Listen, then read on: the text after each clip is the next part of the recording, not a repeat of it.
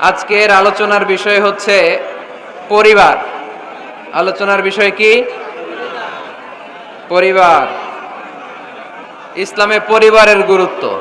অনেকে বলে হুজুর পরিবারে শান্তি নাই, সুখ নাই, অশান্তি, এরকম অভিযোগ আছে না অনেকের? আমরা আমাদের পরিবারগুলো শান্তিময় হোক, সুখী সমৃদ্ধ হোক, আমাদের প্রত্যেকের পরিবারগুলো জান্নাতি পরিবার হোক, আমরা চাই কি চাই না? চাই। আজকের এই চমৎকার রজনীতে আমরা জানবার চেষ্টা করব কেমন করে আমরা আমাদের পরিবারগুলোকে জান্নাতি পরিবার বানাতে পারি। পরিবার হচ্ছে শান্তির নীড়। সারাদিনের কাজ শেষে, কর্মচাঞ্চল্য শেষে, অফিস শেষে যখন আমরা আমাদের পরিবারে ফিরে আসি, আমরা প্রশান্তির ছোঁয়া পাই, ঠিক কিনা? পরিবারের মধ্যে আল্লাহ তাআলা শান্তি দিয়েছেন ভালোবাসা। এই পৃথিবীর প্রথম পরিবারটা হচ্ছে একজন নারী আর একজন পুরুষের মাধ্যমে গঠিত হয়েছিল, আর এটা গঠিত হয়েছিল জান্নাতে। কোথায়? জান্নাতে। দুই সদস্যের পরিবার, একজনের নাম আদম, আরেকজনের নাম হাওয়া আলাইহাস সালাম। এই দুইজনকে আল্লাহ তাআলা জান্নাতে বিয়ে পড়িয়েছেন। সুবহানাল্লাহ পড়বেন না?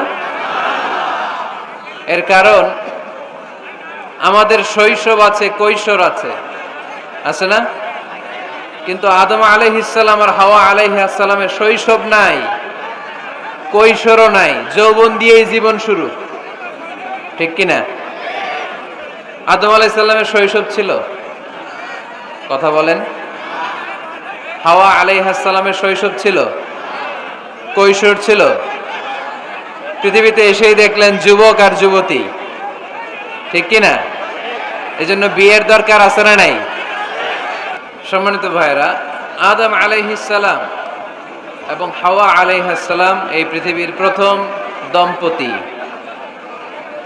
প্রথম নারী এবং পুরুষ, প্রথম হাজব্যান্ড এন্ড ওয়াইফ। এই দুইজনের পরিবার গঠনের মধ্য দিয়ে এই পৃথিবীতে পরিবার শুরু। ওনাদের গর্ভে আল্লাহ জোড়ায় জোড়ায় সন্তান দিতেন। একবারেই একটা ছেলে একটা মেয়ে একসাথে হতো, এর পরের বছর আবার একটা ছেলে একটা মেয়ে। এইবারের ছেলের সাথে পরের বারের মেয়ের বিয়ে, এইবারের মেয়ের সাথে পরের বারের ছেলের বিয়ে। সুবহানাল্লাহ পড়ে। কারণ সম্বন্ধ করার মতো, আত্মীয় করার মতো আর কোনো মানুষ পৃথিবীতে আছে? ওনারা প্রথম মানব, প্রথম মানবী। এজন্য আল্লাহ তাআলা এইভাবে এই দুই নরনারীর মধ্য দিয়ে পৃথিবীর বুকে এই বিশাল মানব জাতিকে